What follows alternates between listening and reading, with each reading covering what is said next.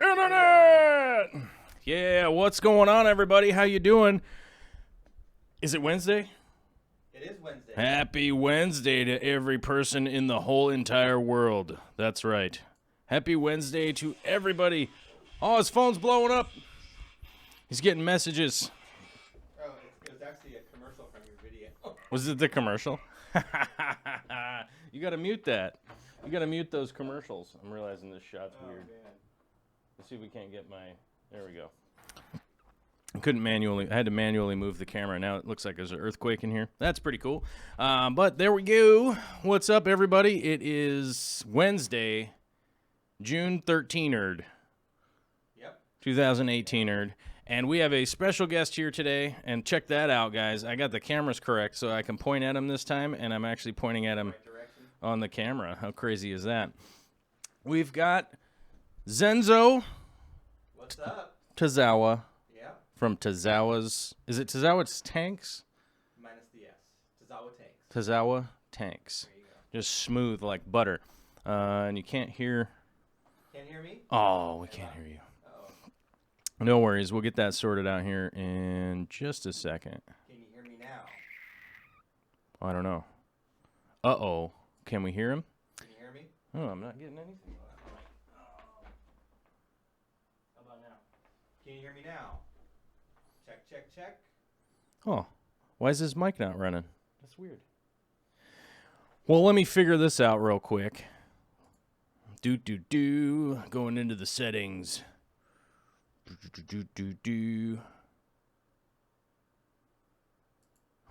Copy left to right. Average left to right. No, I don't know why we got no sound off Tazawa. Off Zenzo. That makes no sense. It should be all running from the same source. Should I just keep talking? Yeah, I don't know. Why not? Welcome to Technical Difficulties Show on a Wednesday. Let's see if anyone can hear me. I don't know. It's not registering when you're talking. Let me check the mic input. Mic input. Yes. Working. Oh, it should be blending the audio, but it's Plugged not. in? Did I, no? It's reading the mic. Check, check. Yeah. Huh. I mean, it's working. I mean, it's picking up your audio. For whatever reason, it's not. Making it to the, Let me try a different channel.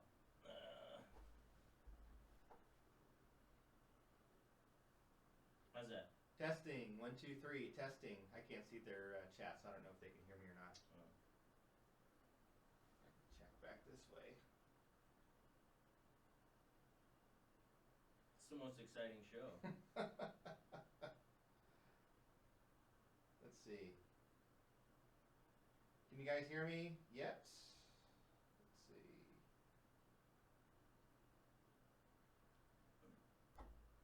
No, they can't hear me. It's because you're so quiet. Baby Aquarium said no.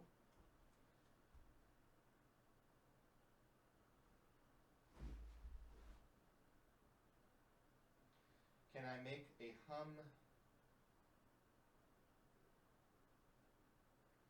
They want me to hum past the mic. Nope, not yet, Tampa. Nope, nothing through the mic. Okay. What's that doing? Testing. 1, 2, 3. Testing. 1, 2, 3. 1, 2, 3. No. I don't know why. Can you hear me? Nope. That's a no. Only through, they can hear me through Joel's mic. Okay.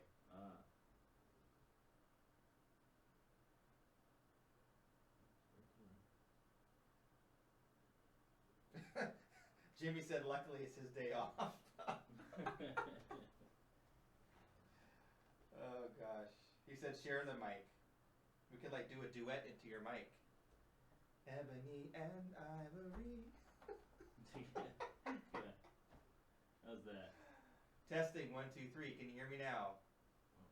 Hello. I gotta look over here. Anyone? Yeah, that should be working. Can you hear me? That looks like it's working. Share the mic still. No? They're on delay. Oh, okay. Can you hear me? Do we have sound now? I think we do. Says Jimmy, run there now. All right. Well, who knows? Hold on. Talk now. It should be showing up. No. No? You can't. Hello? You can or you can't? Not yet. Yeah. Oh, okay. Not yet. Well, Somebody's like, try turning it on and off again. Yeah, well, all right. I don't know. It's going to take a second here. I got to think my mind. Does the headphone work? If we plug that in? Well, the headphones are plugged in. Is there a mic on it though? Hello. Oh, it's not even monitoring. I don't know why it's not monitoring. Should be. It's plugged in. Check out these headphones, guys. Pretty exciting.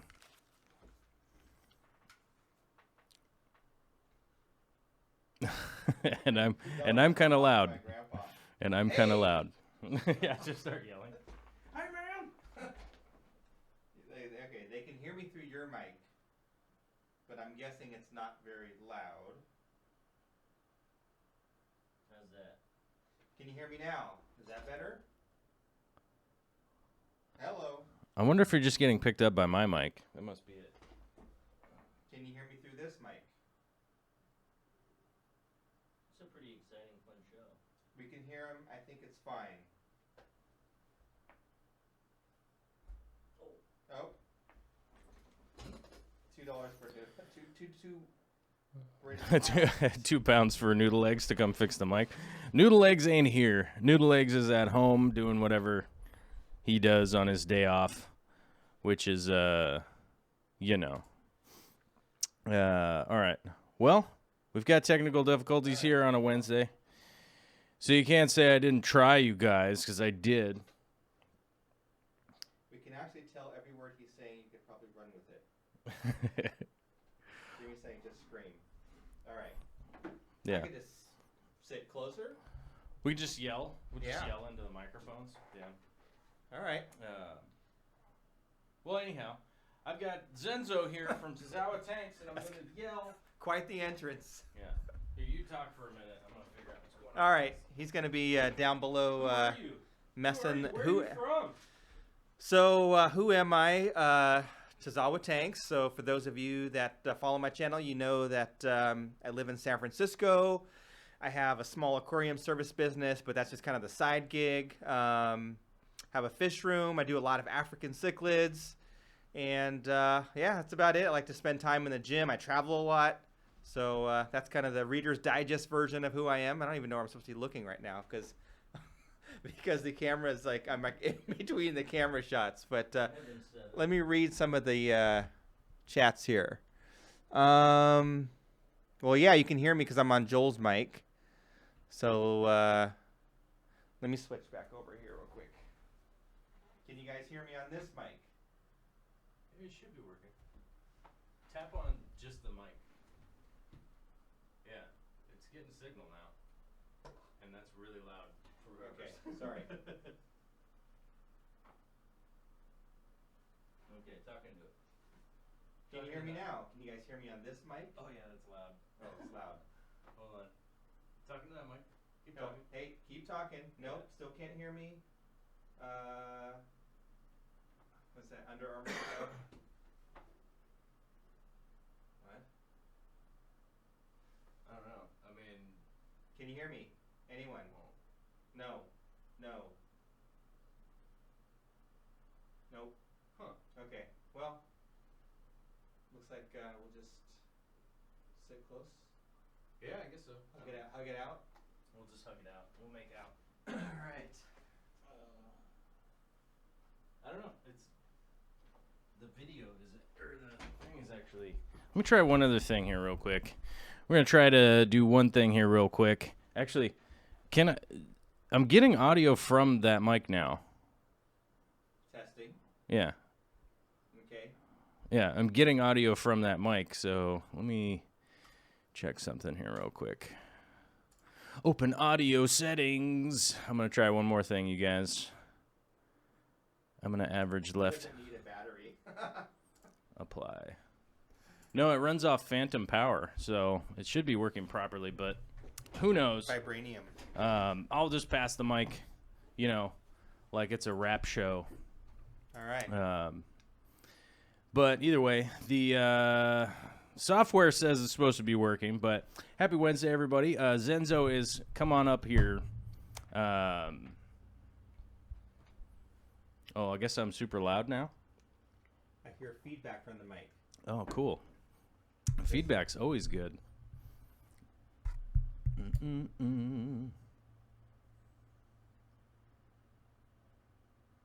Oh. I don't know. I don't know if it's working now. Hello? Is it working now? Oh, I can hear him. Okay. Can you hear me? All right. Everybody All right. says he may have sound now. Cool. All right. It's better. All right. Well, Zenzo travels for work, so he happens to be up here working. So he got his work day done. Came up to Tacoma, where I live, and came up for a visit. Check out the fish room. Come hang out at the house. We were gonna, I was planning on doing dinner because I like dinner a lot. And then turns out Zenzo's got different dinner plans, so we're not gonna be able to work that out. But that's okay. That just means I'll just get to have dinner with the lovely Vicky Toria. I think we have sounds working now. It sounds like everybody has everything. Everything's working now. Okay. Cool. It turns out I had the left to right average. Anybody out there that's wondering what happened and was like, "Hey, man, this show gets going real slow." Like, you're right. Turns out I had to average the left and the right, which is funny because come Friday, I probably will have forgot to turn that back to the right thing. So and it's then gonna be Friday all show weird will again. be like, dude, what are you doing? It's amateur hour up in here. If there was like a manual that we could read, I probably never read it. I probably just lit it on fire. Awesome, And, right? what is this? Rules? What is this? Yes. I don't follow rules. Well, I follow most of them. But, so you're up here for work. Yep. Now the UPS guy's here. All right. This show is like never ending.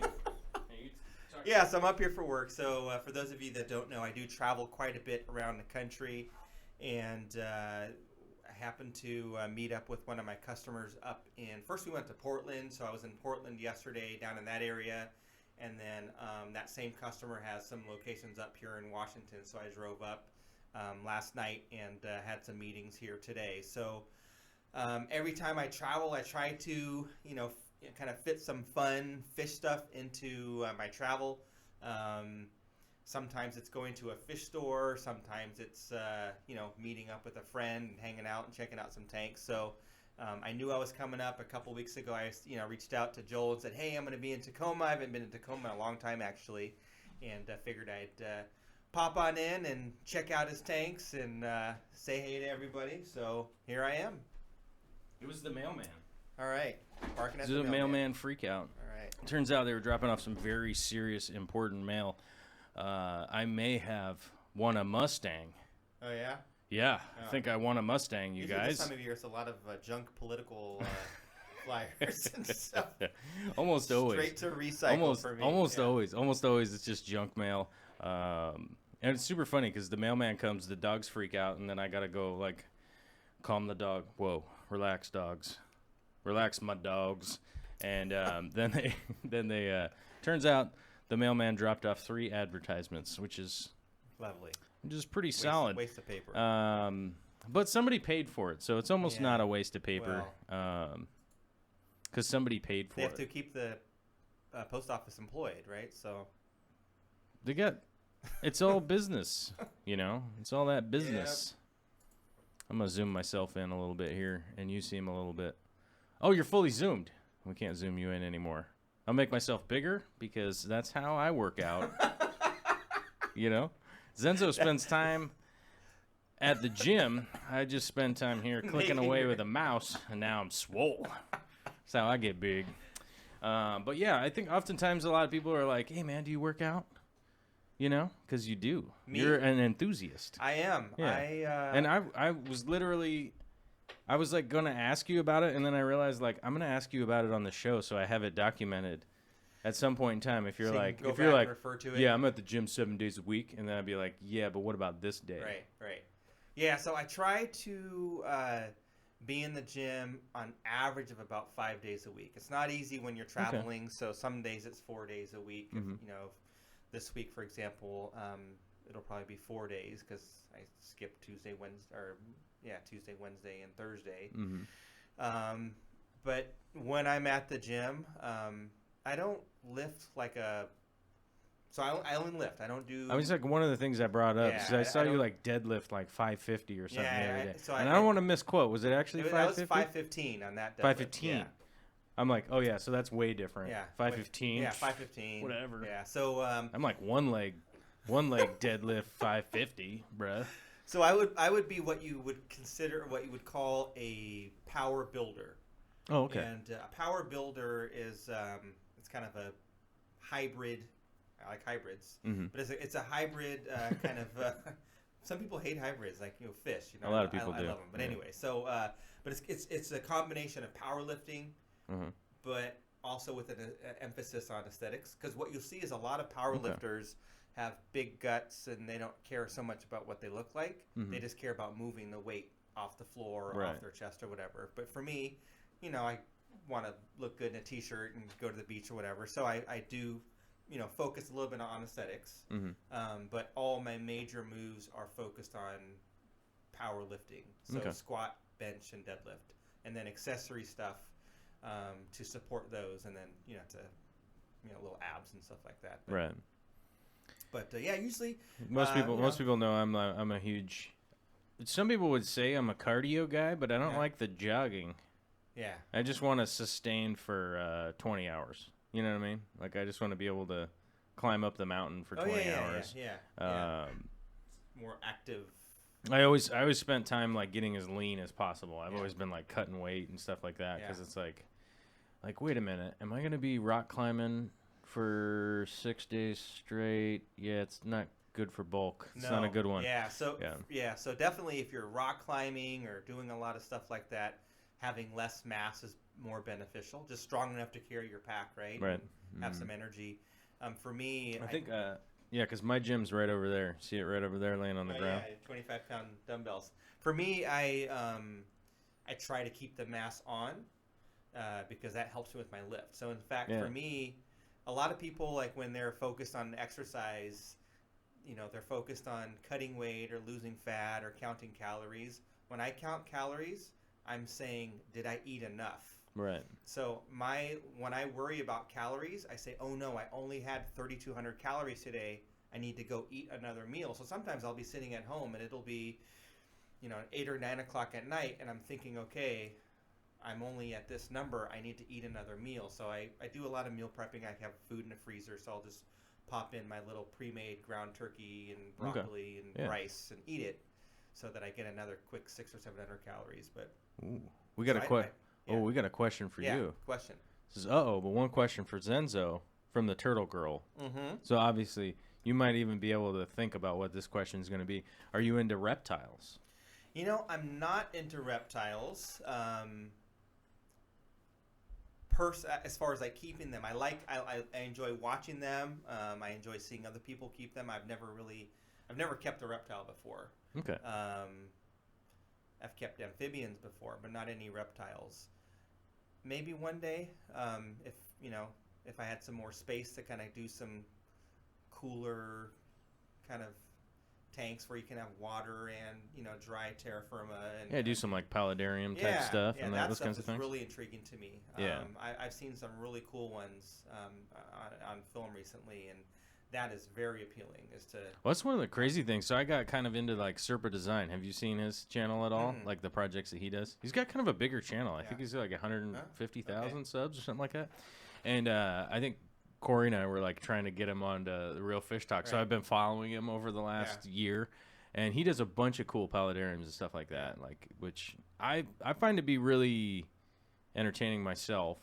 And like the living walls and stuff like that. That's really neat. Is super cool. So there's a store, and Corey's been there before. It's down in San Francisco.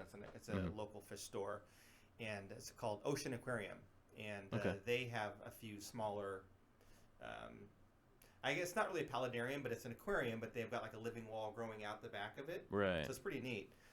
One of the channels that I've been watching for the past year or so, and it's kind of like a guilty pleasure, is Ants Canada. Right. So I don't know if you've seen this channel. I have seen. It's a big channel, and the guy. I had never seen Ants Canada until AquaPro's Mike came up and was like, "You got to see this guy's channel," and I'm like, so the guy that has a channel is his name is Mikey Bustos. Mm-hmm. It's to be honest with you, I was watching some of his comedy stuff. Yeah, his comedy.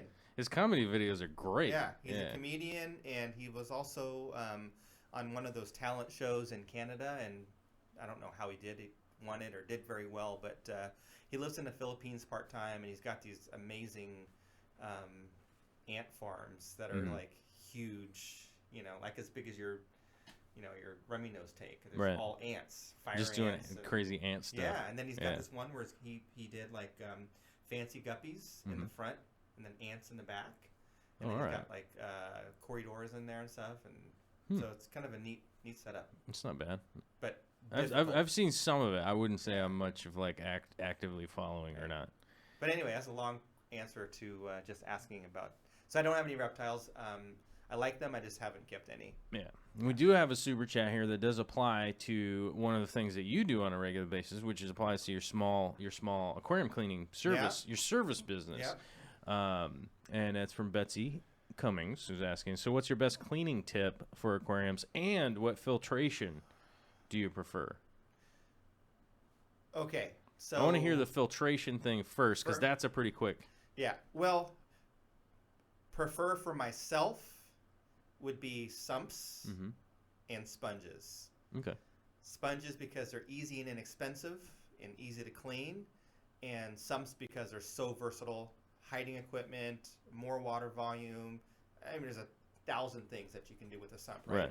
Area for media. For customers, I prefer hang on the backs. So when I service a customer's tank, it's easiest for me to do a hang on the back because it's the least amount of time. So it's basically just doing a wipe down. If I need to remove a cartridge, pull that out, put the new one in. Very little maintenance is required versus like a canister that I have to filter. I have to turn it off, close the valves, take it out, and it's a lot more involving. Right. So customer tanks, I prefer like a hang on the back just because it's easy. Yeah. Yeah.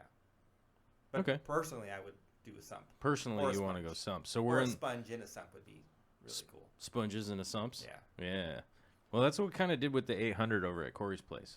Because you have the under gravel filter in the sump. I'm looking forward to seeing that one day. Yeah.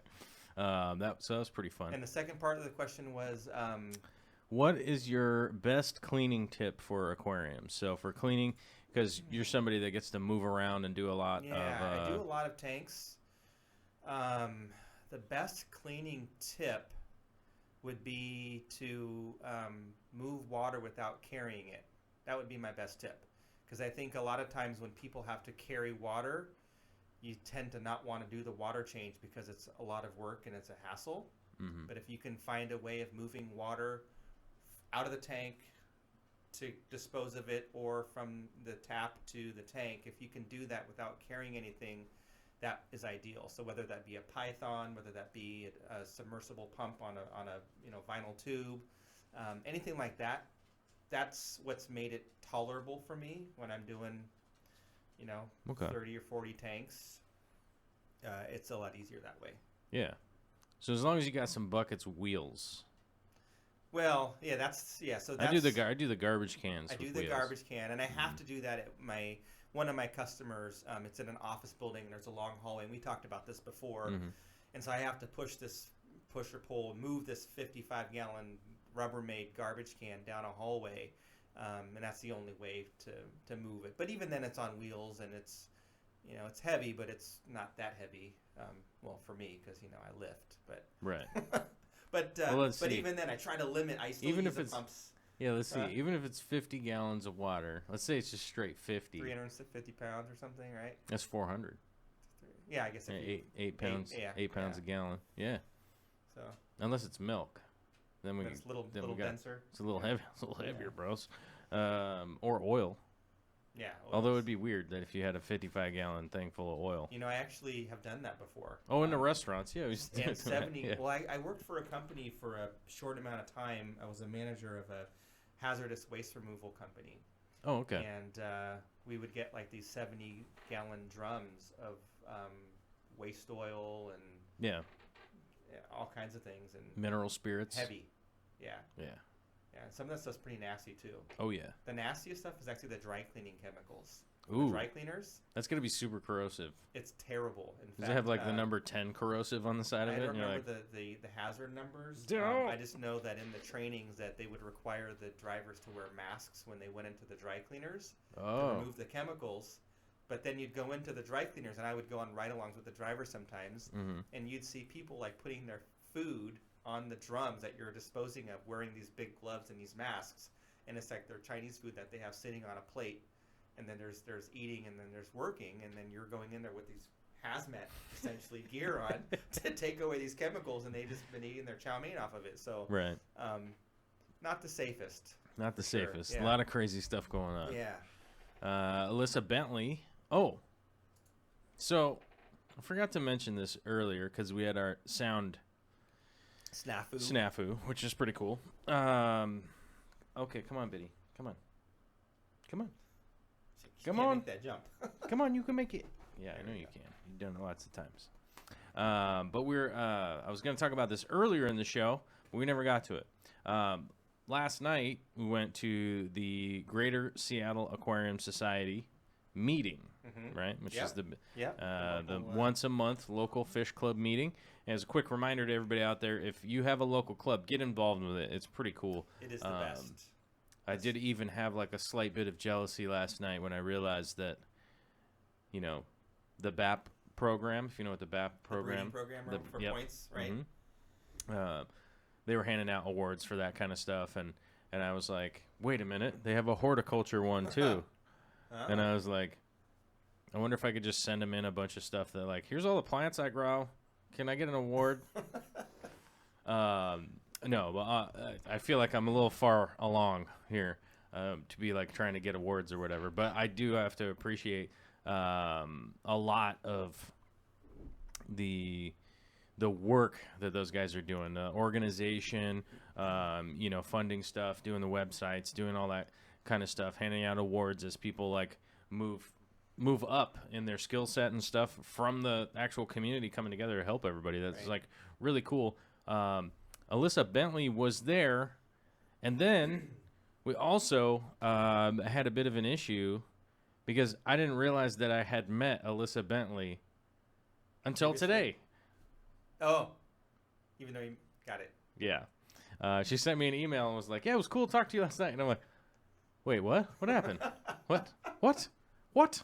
So our aquarium club in San Francisco now requires us to wear name tags, even if you've been there forever and you know everybody, because it encourages the new people that come in to know who you are and to be able to identify you by name. So right. Hello, my name is Joel, kind of a thing. Right. Yeah. Well, it's definitely come up a bunch of times because I've met people and then got an email from them later, like it was cool to meet you.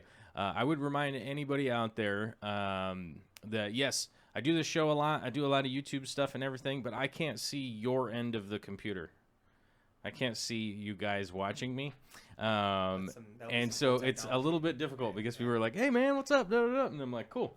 And then I don't realize that I ever met anybody because they forget to introduce themselves. So just a quick reminder out there, if you do see me out walking around, if you see me especially at a fish club or something like that, just walk up, introduce yourself to me. I am not too busy. I definitely want to meet everybody for sure. So that's the caveat I'm throwing down here. I'm not too busy. Just come say hi. Let me know who you are. Like you could be the Turtle Girl. You could be Dan Squires. You could be Nick's Fish Room. You could be Donald's Fish Vibes. I might not realize who you guys are because even if I am like Facebook friends with you or whatnot, it's like I'm seeing pictures and it's not actually knowing the actual person. So I might not recognize you.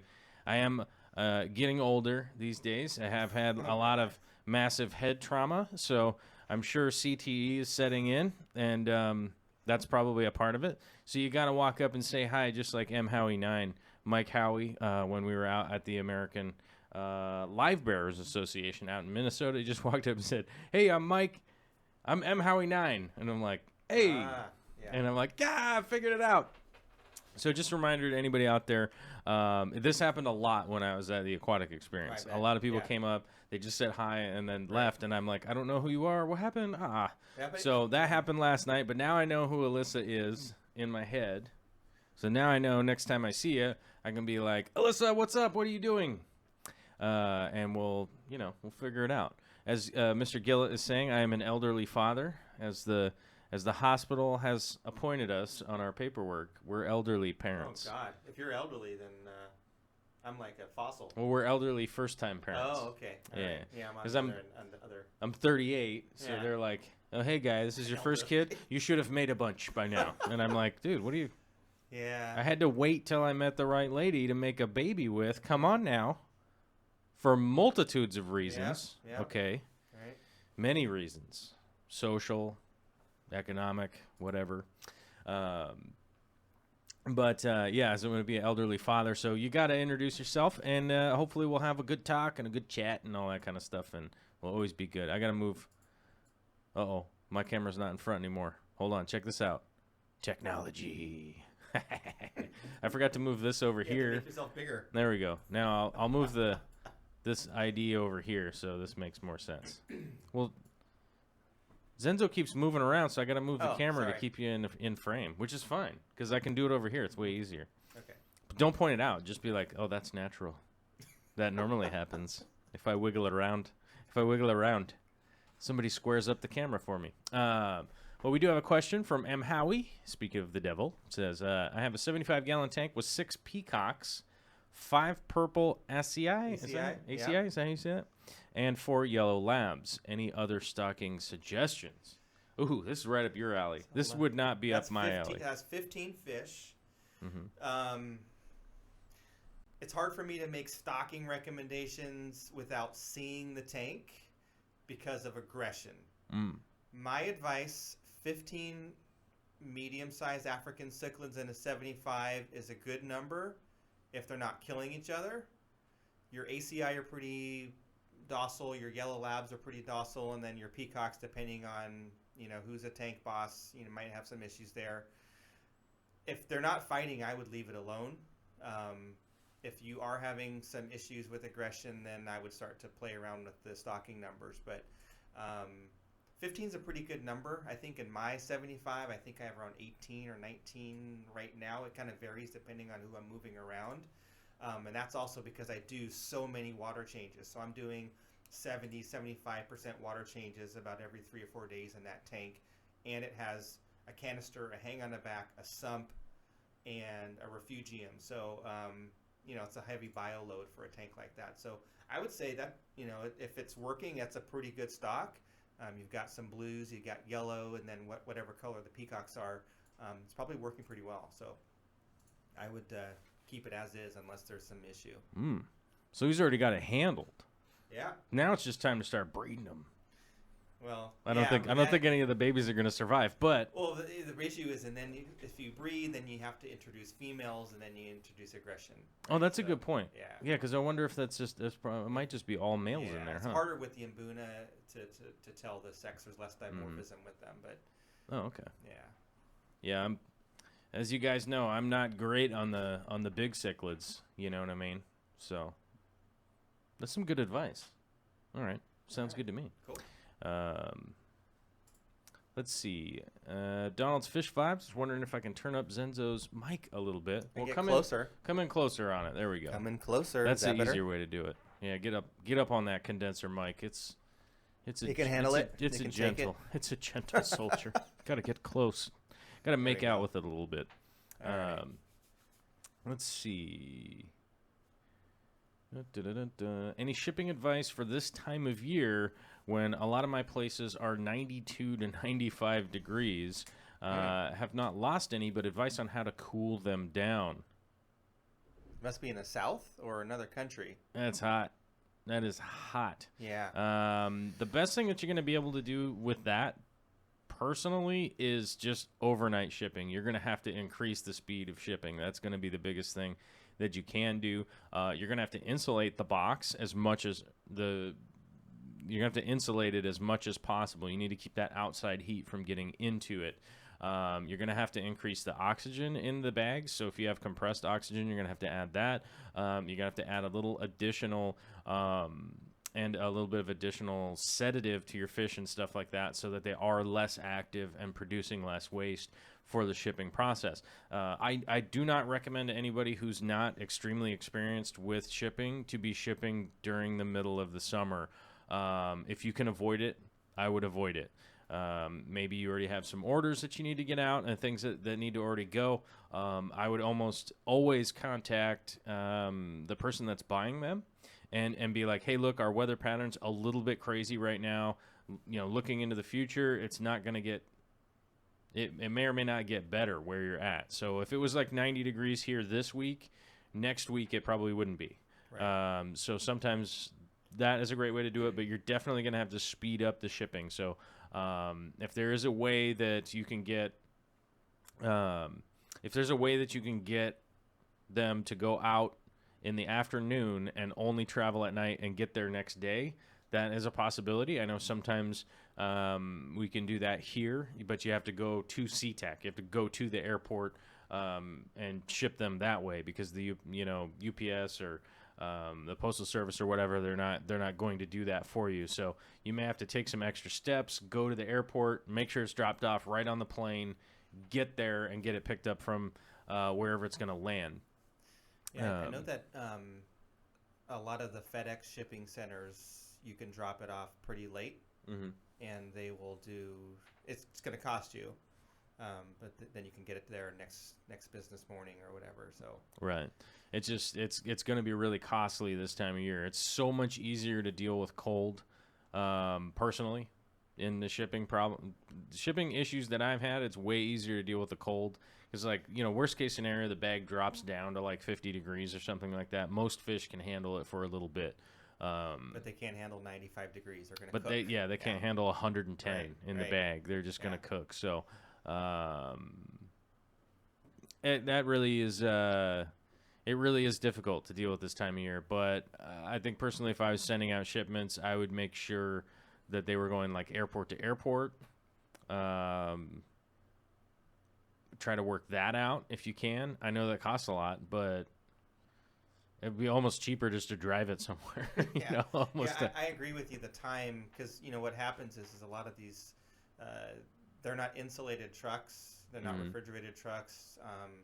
So if it's sitting in, even if it makes it overnight, and if it's sitting in the back of a UPS truck all day, and you're stopped, 25, and they're not going to get to you till 4 in the afternoon. It's going to heat up, right? So the airport to airport idea is a great one where then they can go pick it up directly. And and sometimes I've only heard about this. I've never done this before, but sometimes you can get things shipped and then dropped for pickup at like a UPS store location or whatever where they'll keep it in the back. Correct. But I'm not necessarily a shipping guru. I've dealt with it a bunch, but it's definitely not something I'm going to expand on as far as my skill set goes, because it's almost the most frustrating thing I've ever dealt with.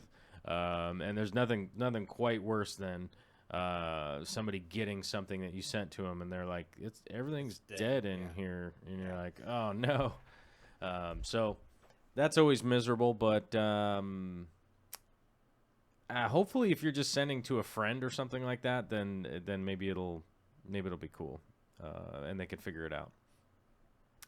Barbara Jackson says, I'm going to CIFAS. I'm guessing that's San Francisco. San Francisco Aquarium Society, yes.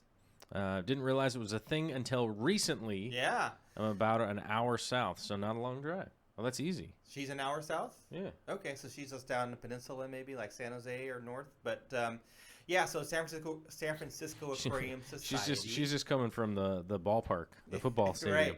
Right. We meet the first Friday of every month. There is a website and there's a Facebook page that has the information. We actually just changed locations last month, but still in the city of San Francisco. And great to have new members.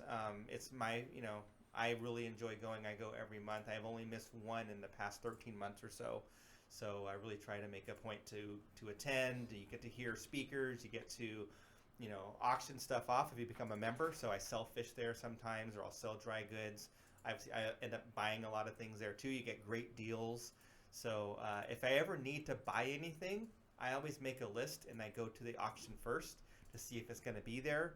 And then if I can't find it, then I'll expand my search. But it's a great way to buy filters and plants and fish, anything. It's really cool. And then what I enjoy, and you talked about this earlier when you went to the Greater Seattle one, is the people. I mean, there's such a great mixture of people at these meetings that you would normally interact with. Right. So much knowledge. Most of us are super isolated. Right. So, like, yeah, we are. I mean, I'm working in my fish room, man. Little boxes. I'm working in my fish room. I got time. Yeah, but so some of the people are, they've been keeping fish for longer than I've been alive, and I'm 43, so they've been keeping. And we had, someone speak to us last month, or this month, and he was keeping fish, I believe, since the 1950s or 60s. Mm-hmm. So, that's all. He had so much knowledge about, and he even had video of him breeding fish like in 1992. And so just it's a really enjoyable thing to right. attend and be part of. So cool. Yeah, I was recently talking with some of the people down in Oregon. I might be headed down there. Yeah, because you guys went down there a couple months ago, right? You and we did. Corey I might be going back down. Yeah. We'll see. We'll see what happens. It's not too far. Portland? It's not too far. I just did it yesterday. Eugene. How far is Eugene? It's further, but That's still further. It's doable. 6 hours. I don't know. It's not that far, is it? It's probably 6 hours I have driving. no idea. I don't know. Yeah. If it's 5, it's the same. Yeah. Because I'll stop somewhere for an hour and be like, look at this waterfall. I'm taking pictures of it. Oh, my God. So, yeah, but that really is something that I think I really need to stress to a lot of people is to consider finding your local group. That's going to be a big thing. If you don't have one, you should definitely try and figure out how to start one. Find some local people and get one started. Didn't Corey make a list? Corey made a list. And Corey over at the Aquarium Co-op, he's got a list going on the website, I think. On right? aquariumcoop.com. Yeah. /org so /edu /whatever. Yeah, right? I think Corey reached out and gathered all that data. So he's gathering it. And also, if you happen to have a fish club that's not on there, go ahead and submit that so that you can throw that up there too. Go. That's cool. Yeah. KG Cichlid says you're ripped, bro. At least I think that's what that says. I'm not sure. He'll tease me on Facebook later. Geophilgus fish keeping. Sorry, I don't know why I'm talking weird. Geophilgus. See that, Phil? See?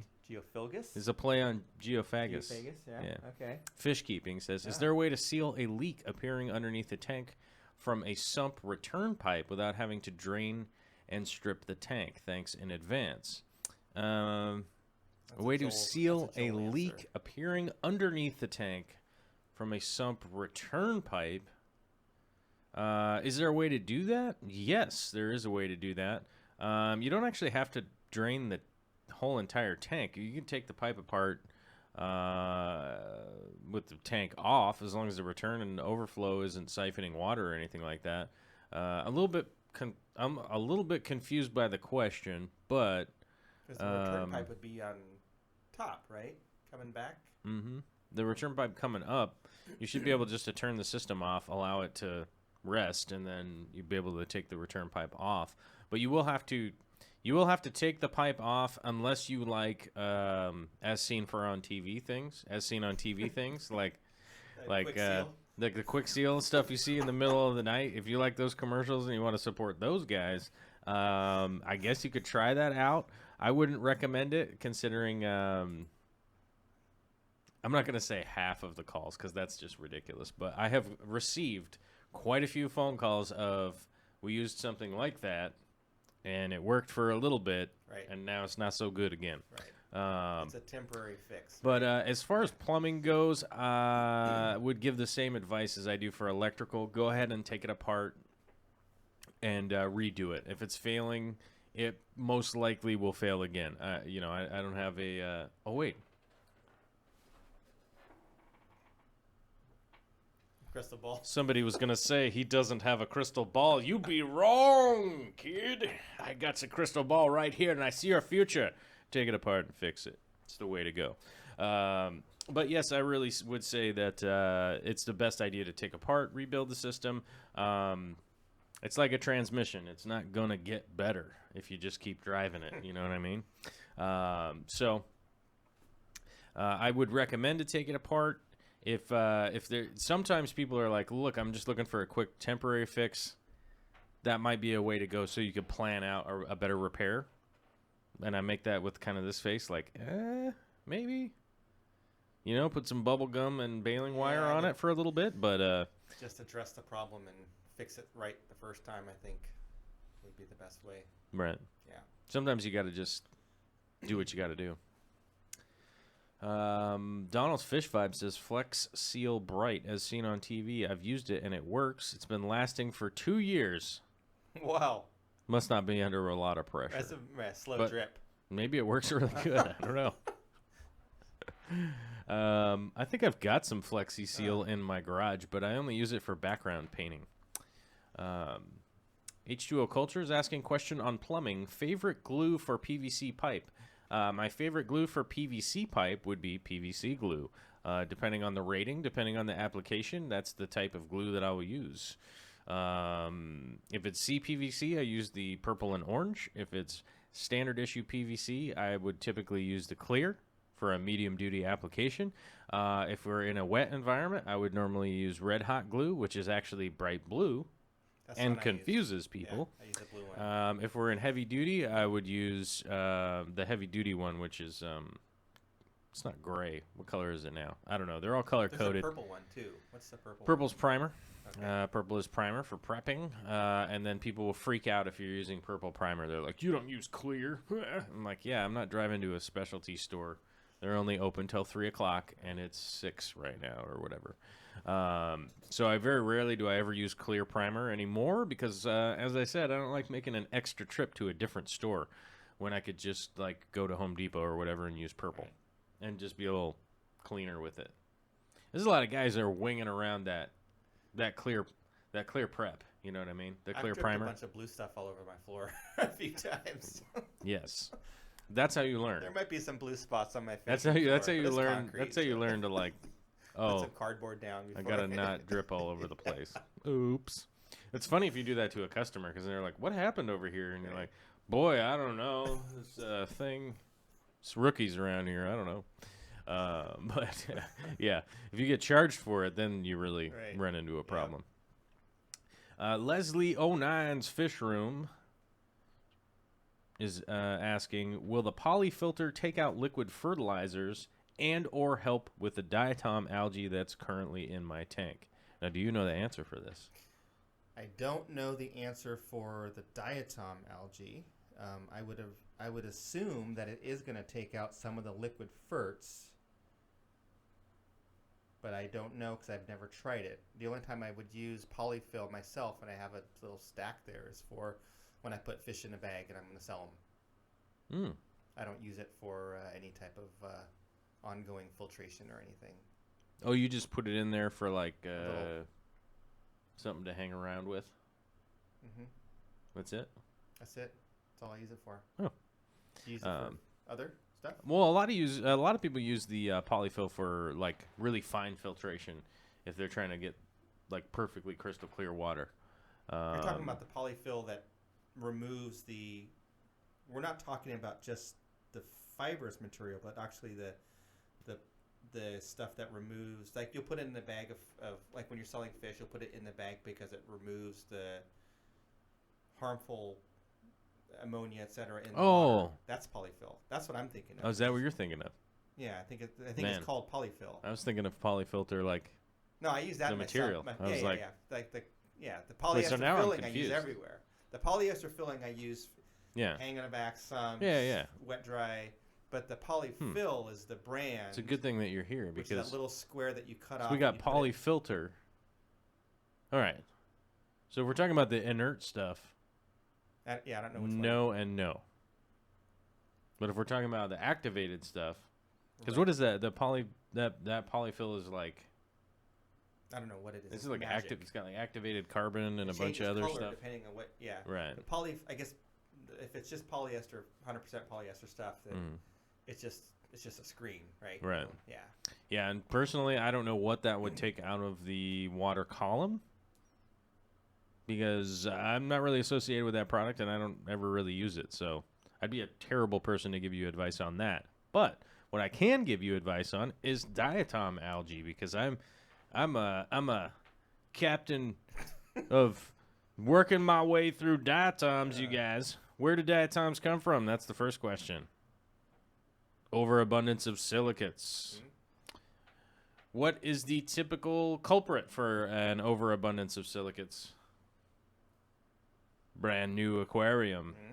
Oh, it's almost always like 99.9% of the time that you have an overabundance of diatoms. It's almost always a new system, and new systems always have an abundance of silicates in them. It's just don't stress yourself out about it. It's just going to happen. Now, diatoms, I believe, are like step 4 in essentially like aging an aquarium, if I was to put air quotes around it. Don't worry about diatoms too much. What you want to do is continue to maintain the system. If it is a planet aquarium, I would be doing 20% water change every 3rd day as it's new. And then if it's an old system and you happen to get these diatoms showing up, it is time to do a 50% water change once a week. You want to kind of bookend it, make sure you're doing it, and kind of slow down your feeding. Because more often than not, if you have an old, when I say old, an established, Right. There we go, established system, and you do have diatoms suddenly show up, it's most likely a food source. It's probably maybe you switched from one brand to another or something like that, and it has changed, and it happens to be, kind of bumping your silicates up for whatever reason. And I would go ahead and be doing, 50% water change weekly on an established system, and it will work its way out, kind of dial back your feeding and stuff like that. But it's almost always with diatoms a brand new aquarium that just has an abundance of silicates. They will get eaten up. They will get moved. You'll be able to move right through it. Eventually, the system will. The diatoms will chew up all those silicates and it'll catch up and it'll move right on past it. I would not stress out about diatoms. They're the ugliest of the algae. Also, the diatom algae is the ugliest of the algae. If there was what is it? That contest? What's that contest? Like algae, Miss Algae America or whatever? Miss America? What is that? The pageant? Oh, the Miss America Miss pageant. Universe and Yeah, if we Okay. did the Miss America pageant, but of algaes, okay, Miss Algae. it would win the ugliest algae Well, there's competition. the ugliest dog contest that they have every year, right? So it could be like the ugliest algae contest. Well, dogs have feelings. Have you Okay. seen this contest? Yeah. That's great.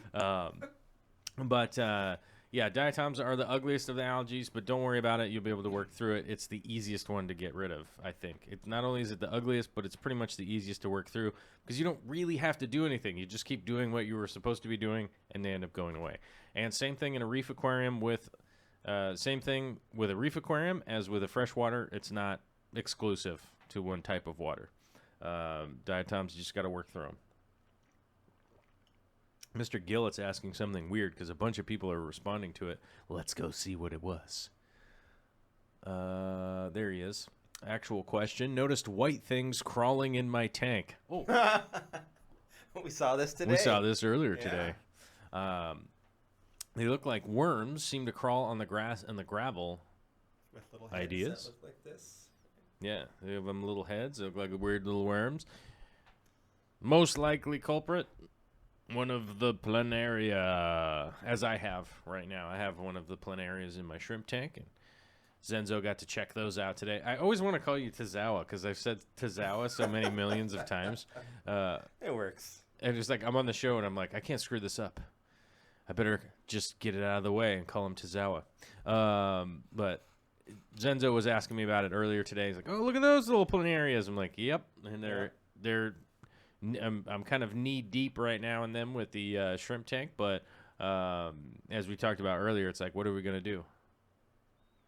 Yep, that's it right there. That's exactly what I'm gonna do. Is just like, yeah, all right.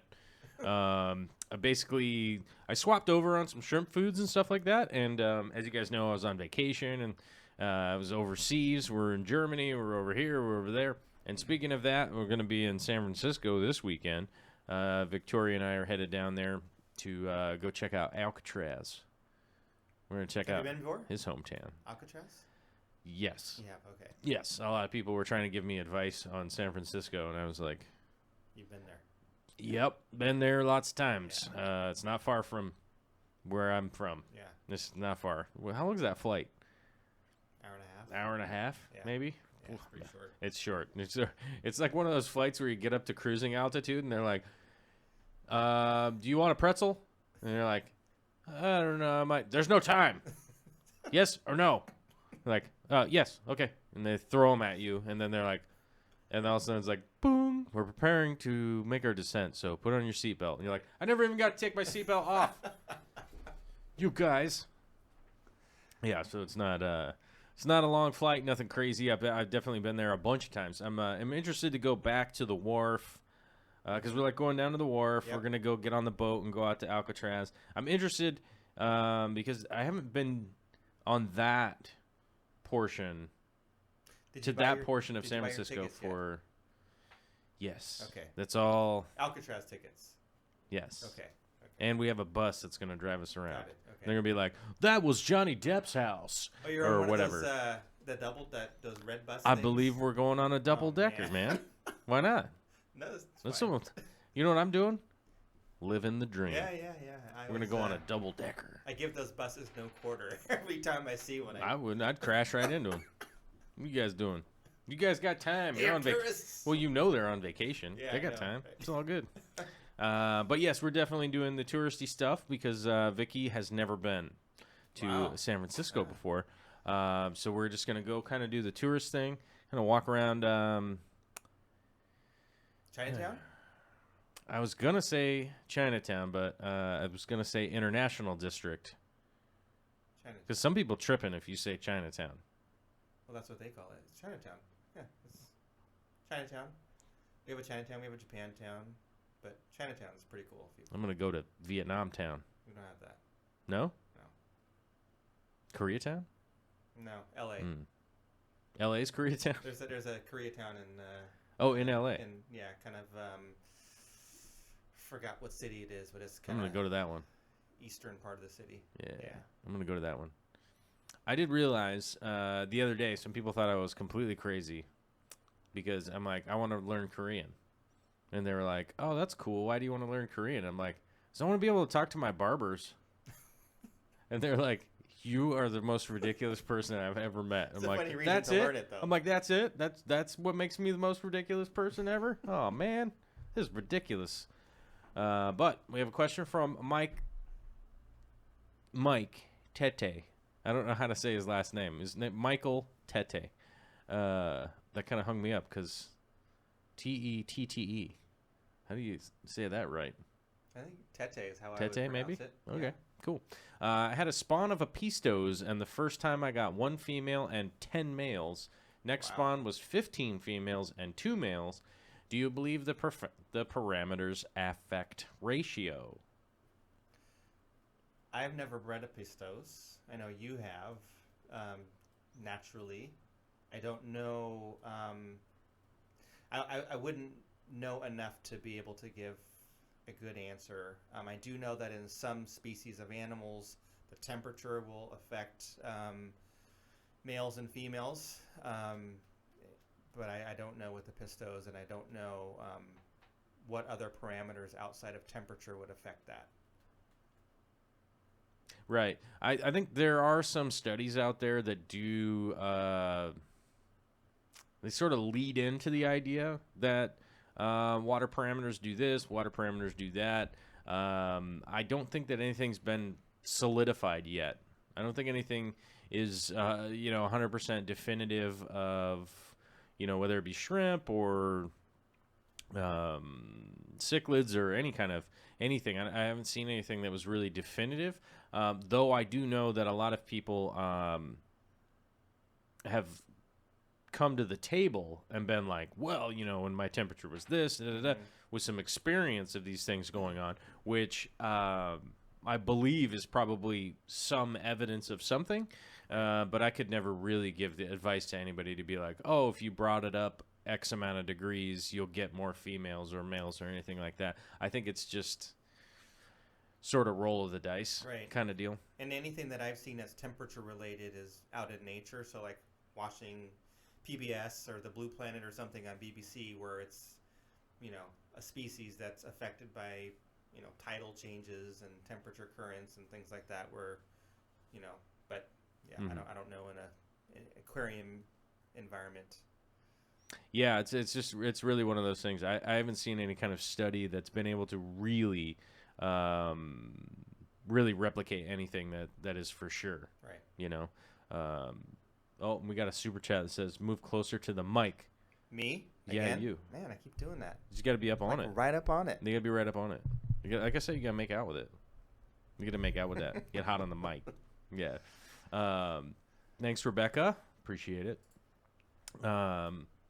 Michael says, haha, it's pronounced Tet, and it's Italian.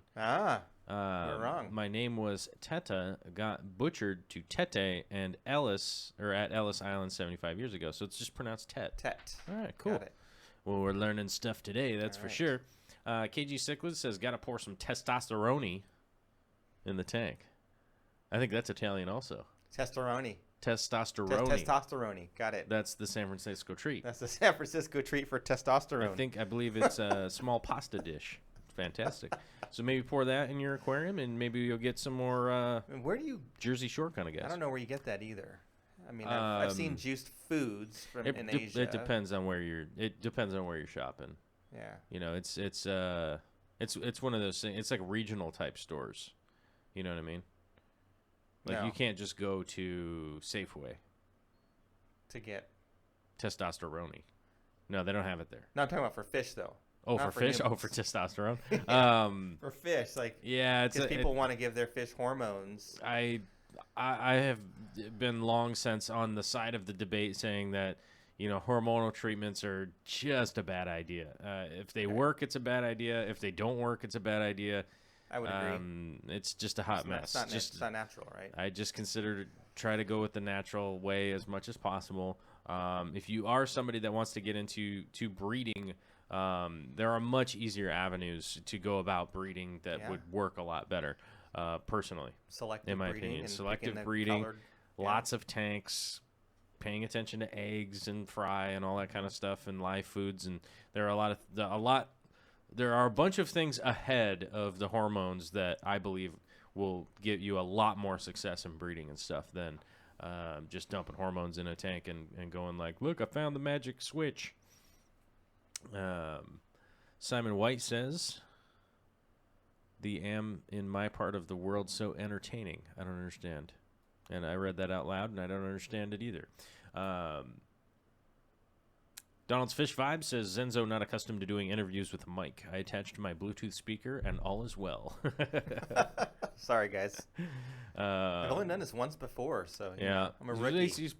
We're breaking him in. We're breaking him in the hard way with no audio, and then tech difficulties. No, you guys see that beginning of the show? It was super good. And Jimmy's not even here. Right. Frank's in the attic breaking everything, and Jimmy's not even here to repair it. Fancy Tail Aquatics saying, I would not swear on it, but with my line of guppies, I seem to have more males in the upper 70s versus females in the lower 70s. I have no proof, just what I see. Yeah, that's kind of the thing. I've heard many accounts from a lot of people that over the years are like, yeah, man, when it's warmer out, I'm getting this. When it's colder out, I'm getting that. Right. Which I'm not arguing against. Mm-hmm. I'm just saying we don't have any definitive examples of studies that I've seen. They might be out there. If somebody knows where they are, point me in the right direction. I will gladly read them and look into them and make sure, check it out, see what's going on. I can see one of the universities maybe doing a study because everything has to be completely controlled, right? Yeah. It has to come from the same source. Everything has to be exact. Yeah. The time has to be exact. Same genetics, same right. water, same food, same all that kind of stuff. It can't just be us experimenting in our You have basement, to have just that be the one variable. Right. Yeah. If it's like temperature or light or whatever variable you're looking for, it has to be really controlled. And yeah, if there was a study, it's probably from a university that's essentially just going to be funded by people going to college, which is, by the way, where a lot of our information comes from. So always remember to support education where you can, right?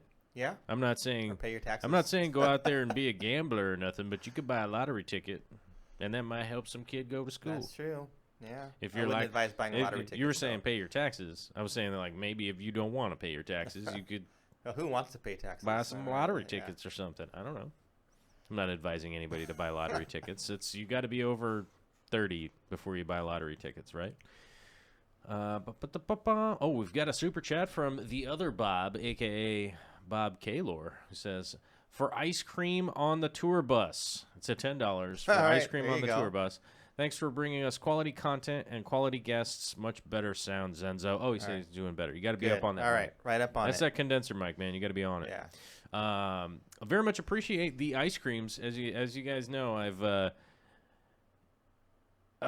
fallen into the. I ate cereal for breakfast today. You like ice cream? There's a pretty famous ice cream place in San Francisco. I like ice creams, but Vicky's been pregnant, so I've just been able to use every excuse to be like, "Oh, we have an ice cream again? That's cool." And everyone's like, "You're gonna gain weight because your wife's pregnant," and I'm be like, "I'm gaining weight because I'm eating ice cream and stuff, not because she's pregnant." So because you're going to be in the area this weekend, because you're going to be at Fisherman's Wharf, Ghirardelli Square is a very short walk. I can remember that. Away from Fisherman's Wharf. It's literally like just a few blocks, or if that. Okay. Famous for chocolate. Yeah. And you can see them like making chocolate, but you can also get like fresh chocolate on your ice cream. Yeah, I'm gonna need some of that. Yeah, so it's a very beautiful, picturesque kind of place to go. If Vicky Tori is out there, we're going to Ghirardelli Square. I'm gonna give me some dark chocolate and some ice cream. I'm gonna dip the ice cream in the dark chocolate, and I'm gonna eat all of it. When you walk in, you smell it. It's like Willy Wonka, right? And you can see like the. No, you think about like the Augustus Gloop or whatever his name was, that river of chocolate. I mean, it's not a river, but they've got like this big like machine that's churning chocolate, and it's very people were aromatic. Who was I was talking to the other day? Because we went to that Cold Stone Creamery, where they just mix a bunch of garbage in your ice cream. Good? Cold Stone. What's that? Butterfat. So so if you look at ice cream, if you like buy ice cream at the store, you should look at the butterfat content. So if it's 14 plus, it's really rich and tastes good. So Cold Stone has high butterfat. Yeah. Versus some other ice creams that are 12. Well, everybody's mixing in Heath bars and all this crazy stuff. I got the mint ice cream with chocolate chips in it. That's good. That's a classic. Yeah. I went classic. I used to be my favorite mint chip. Here's the kind of crazy person I am. I got the big ice cream. I didn't even eat the whole thing. I brought it home and I eat a little bit every day. That wouldn't last. I would. I would eat it in one or two sittings. I'm like, as soon as I eat it all, then it's gone, and then my life is just shrouded in pure sadness. So I'm like, I got to keep a little ice cream around just in case. I like Klondike bars. Ooh, Klondike's good. I keep them in the freezer, and I put my name on them so the kids don't eat them. And they're just mine. Ooh. Cowdopunk is asking, Zenzo, do you still plan on coming out with Tazawa Tank T-shirts? I am. I've been looking at some options as far as ordering some. I haven't done Teespring, which would be the easiest way to go. So I'm kind of on the fence between Teespring and just placing a large order for my own T-shirts and shipping them out. So it's in the works. It's not solidified, but it's on my radar of something to do in the near future. He's going to get some Teespring shirts out to you. He's going to get that set up in case you guys want to support. If you guys want to support this show, that's super easy. You can go down to the pinned comments and order from our buddies, both of our buddies, the Aquarium Co-op, if you want to go do that. Just be sure to bust through the affiliate link. Yes, bust through the affiliate link. It lets you know that I sent you, or it lets Corey know that I sent you, and then Corey be like, "Oh, cool, man. You guys fans is the best." And I'd be like, "That's right. They sat through audio technical difficulties the whole time while we tried to get the show going here. But we are slowly running out of time, or rapidly running out of time. Not slowly running out, rapidly running out of time. The other way you can easily support the show is show up here. Hit the like button, hit the subscribe button, turn on the notification bell for whatever reason. Hit the like button twice, hit the dislike button, then hit the like button again. Then just keep going back and forth until YouTube freaks out and tells you to stop doing it. You can do both of those, or you could even be one of those patronizing sponsors. We basically crowdsource being able to do this show. As you guys know, it's normally me. I'm working on trying to make it better so that I can have guests on here and stuff. Luckily, Zenzo is a super gracious guest and is down with dealing with unprofessional wires laying all over the ground and stuff like that in here. We only caught on fire twice today, which is new. It's all new low. Only 2 fires instead of 3, which is good.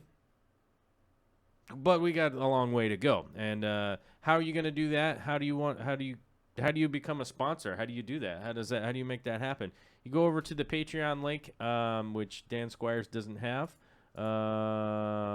He's posting something that he says he thinks might be the thing. Man, and I don't have it either. Look at this. This is the most amateur Wednesday I've ever had. Where is it? Oh. Well, I got Tazawa tanks in there, so that's good. Right. There we go. Dan Squires got the Patreon page there posted, and that's good. I don't want to lose my hot link here, which is the Tazawa tanks. There we go.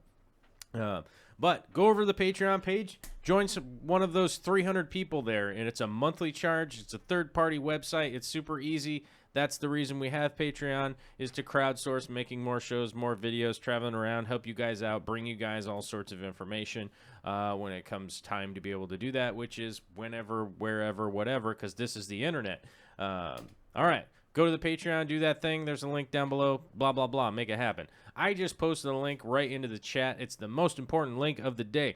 That is Zenzo Tazawa right there. That's his link right there. Go over there, check it out. Check out some of his videos. I have to admit, I do like a bunch of his videos. There's 3 of them I don't like, but what you're going to have to do is go over there, watch them all, and then come back and try and figure out which 3 are the ones that I don't like. That's just reality. That's how it's going to go. I'm not going to spoil it for you because I'm busy staring into this crystal ball like some kind of weirdo. But I want to thank you for coming out today. Thanks for coming all the way up from San Francisco, a.k.a. or work around the corner. You know, that worked. But thanks for coming up. I hope to see you this weekend. Hopefully we see you this weekend. And at some point in time, I'm going to be down in San Francisco and we'll be able to do a quick tour of your fish room, which seems to be mighty. Medium. Yeah. Lots of small tanks. Everybody says that. I swear, I was like, someday I'm gonna meet somebody and be like, I want to check out your fish room, and they'd be like, yeah, it's awesome. I'll be like, I don't know if I want to come over, Mr. Completely Vain Guy. I think we were talking about him. There's probably like, I don't want to point fingers at anybody, but Bill Wan would probably be the guy who'd be like, yeah, it is impressive. Come over.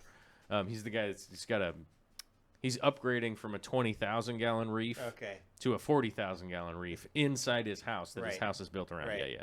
Right. He probably would because he's weird too. He's super weird. He'd be like, yeah, my tank's awesome. What? You have to like scuba in it to clean anything, right? Yeah. But that is I wish they would make more videos about that guy's projects because he's weird and it's a huge fish tank. It's just, I don't know. I find it entertaining. But anyhow, not to talk bad about Bill. He's got cool stuff going on.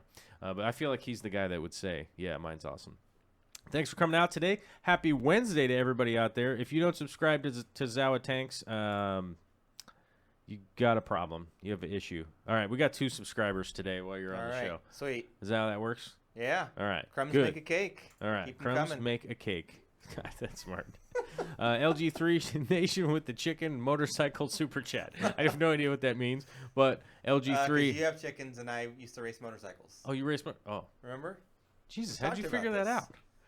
That was pretty easy. Is it easy? Chicken and motorcycles. All right, chicken motorcycle. I don't know. I'm going to get a chicken motorcycle. It's going to happen.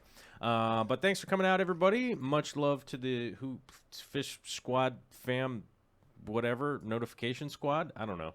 We'll go ahead and holler at y'all.